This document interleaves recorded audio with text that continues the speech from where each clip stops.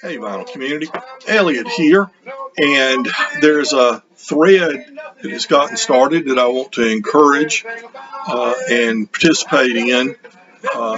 Seeking a Thread is the channel that started at a guy named Dom, who I was unfamiliar with until I saw this video that he did, highlighting music from the label Folkways. And so I wanted to contribute, so here I go. I want to just basically show and tell a little about some of the Folkways albums you might have.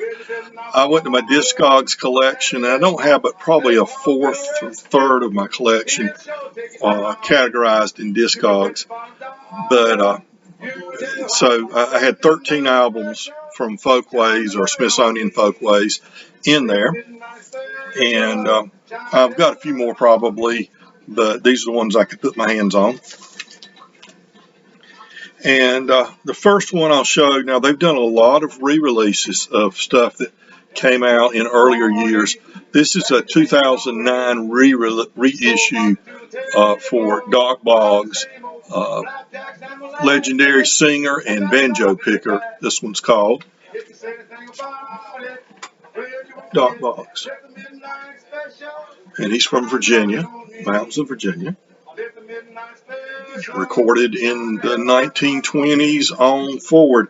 I believe these, if I'm not mistaken, these recordings came from a live performance in Asheville, North Carolina in 1964. And so that's it's a good banjo here, some nice roots music, if there ever was any.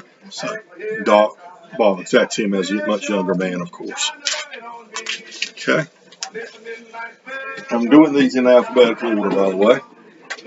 And another reissue I was so glad Smithsonian Folkways put out was a 2018 reissue from Elizabeth Cotton. Classic recording.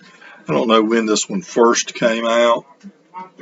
I'll be interested. It's in here, I'm sure, but I'm not going to take time to look it up now. This one's called Folk Songs and Instrumentals with Guitar. And if you notice there, Elizabeth Cotton, she is left-handed, and she played a right-handed guitar turned upside down.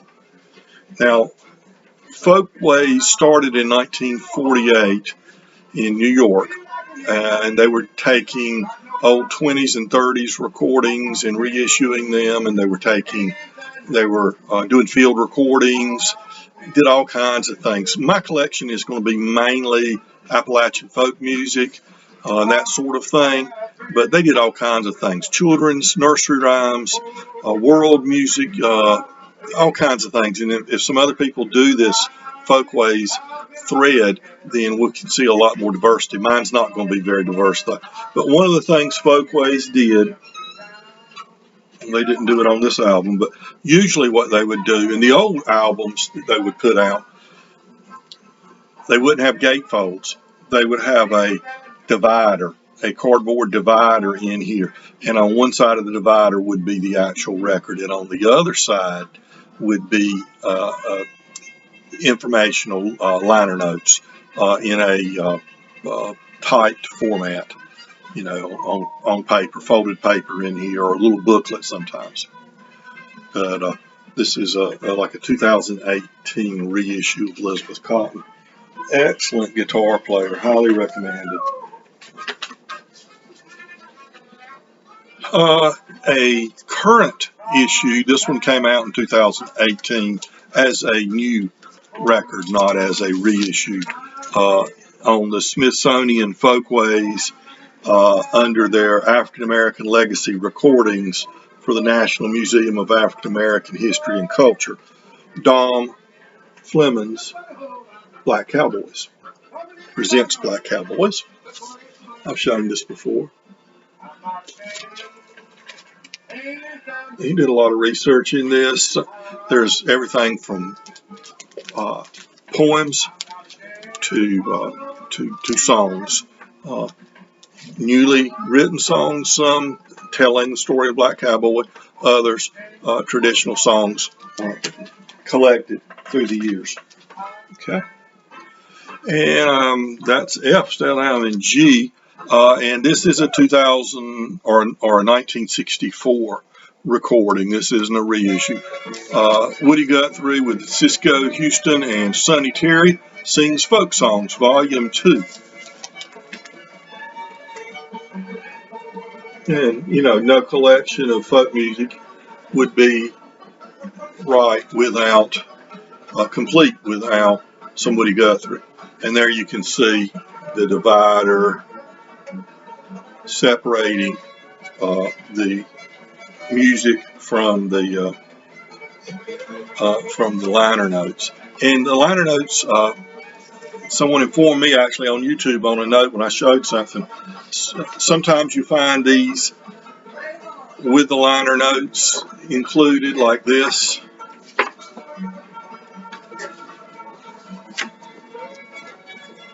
And sometimes, of course, they won't be in there, just like in any other situation. Some of the music.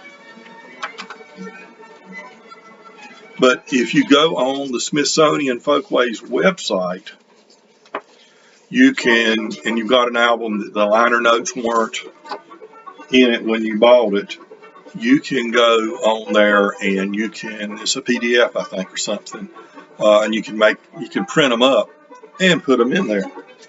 I've got a couple that way. I haven't done it yet, but you know, one day maybe I will. Now we'll get to N, and one of the important northeastern old time bands would, of course, be the New Lost City Ramblers. These highly educated young men, either in college or they're professors or they're in grad school or something, and they developed a strong interest in folk music, and they studied the transcriptions, lyric sheets, they listened to the old 78s, they dug as deep as they could and started performing. And this is from 1958. Again, your standard black, like that. And it's the New Lost City Ramblers, Mike Seeger, Tom Paley, and John Cohen. And I don't have the notes with this one, so that's one I might need to download. And, you know, nothing unusual about it. The blue you often see on Folkways recordings, blue label. But 1958, I don't remember where I got this one. I got some of them, some of these old Folkways from someone that was selling them that had gotten them at a library, which is a good place to find them. So that's 1958, and actually plays very good. This one plays very, very good, and this one's from 1964, New Lost City Ramblers, Volume 5, Folkways Records, FA 2395, and this is John Cohen, Mike Seeger, and Tom Paley, the same lineup as the 58 version. Okay. And those names are, of course, very important. Of course, Mike Seeger is probably the best known of those.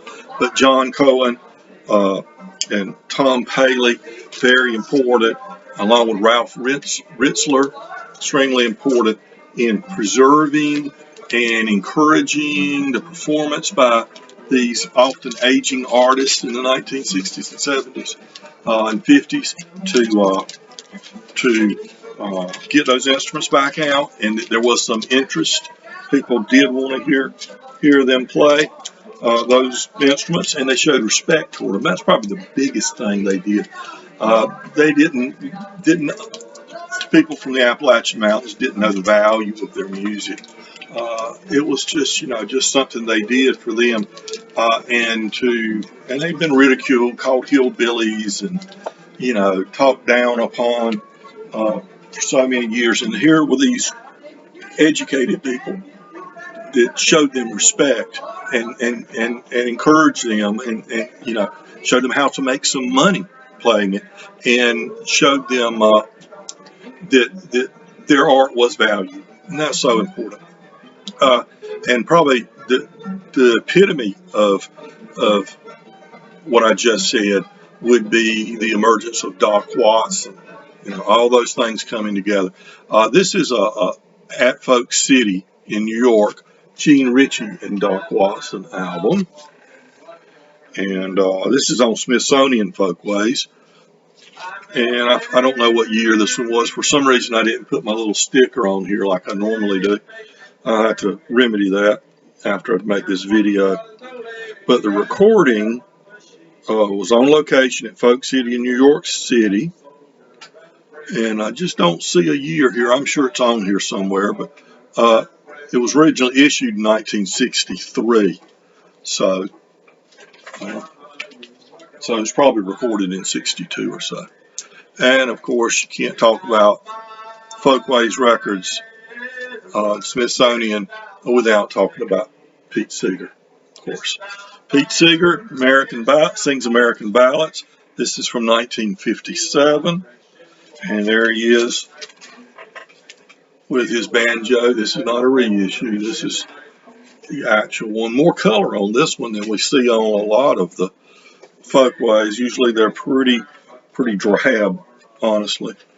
And there's the booklet that came with it. Glad that's in there. And again, it's that blue, so I'm not going to take that out and show it to you. And then here's one from 1963. Roger Spurng, S-P-U-N-G, Spurng. This is actually record in very good condition. It's just called Progressive Bluegrass and Other Instrumentals Played by Roger Spurng on the banjo. And Doc Watson plays lead guitar on this. And I looked into his story a little bit, and he was a big part of the folk revival in New York. And he taught a lot of young people wanting to learn to play the banjo. He gave a lot of lessons, both formally and informally, in doing that. This is not any kind of an old-time record at all. He really plays in a modern realm, utilizing his banjo. It's not and then it's like, what year did I say, 63? But you can see he was experimenting and, exploring the boundaries of the banjo with that recording. And then, as I mentioned before, nobody benefited more from the folk revival in their lives than Doc Watson. And this is the Doc Watson family. And this is a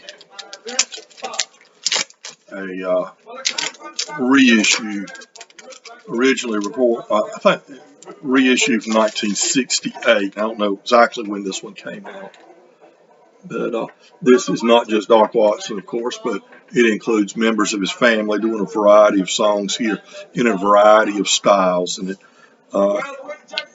noted 1963, I believe, is when this originally came out. This issue came out. This reissue came out in 68. His father-in-law plays on this. His wife, his brother Arnold, a neighbor. So there's a lot of people playing on this one, and this is a black rather than that blue we see mostly. Okay. And speaking of the Watson family,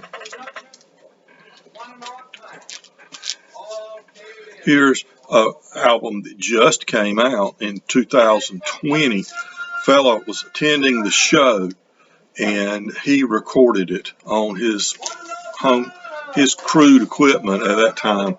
This would have been about 62 or 3. And this came out in 2020. I bought this one brand new. And in fact, if you look down in my videos, you'll find a review of this album. Doc Watson and Gaither Carlton. This is less than a year old. This came out. And that's his father-in-law. And this is as much his father-in-law's album as it is Doc's. Doc if anything, was never tried to hog the spotlight. He always shared the spotlight with others, encouraged others, and wanted others to step forward and take solos and things like this. This was live at Greenwich in Greenwich Village in 1962. Let's see which venue it was. I don't see which venue it was, but it was a important album for sure. Very important. He ventures up there with his father-in-law. His father-in-law wasn't interested in a career in music.